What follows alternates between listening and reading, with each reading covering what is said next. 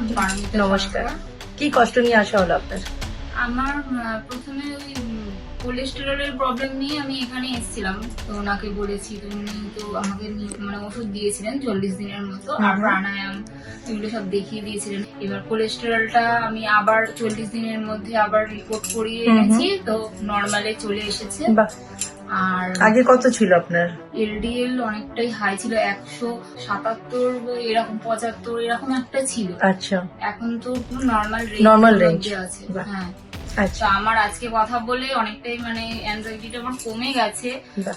আর ওনাদের সাথে কথা বলে ব্যবহার ওনাদের এতটাই ভালো লাগে, আমার খুব আগের দিনও এসে দেখেছি, আর আজকে যেন আরো আমার কনফিডেন্স লেভেলটা বেড়ে গেল যে না, আমাকে বাহ। এখানে আসলে চিকিৎসা নিলে আমি ঠিক থাকবো। একদম এটাই একটা মনে আশা বিশ্বাস। রাখছি, বিশ্বাস রেখে তাই জন্যই আসা এখানে। তো আশা রাখছি যে সুস্থ হব।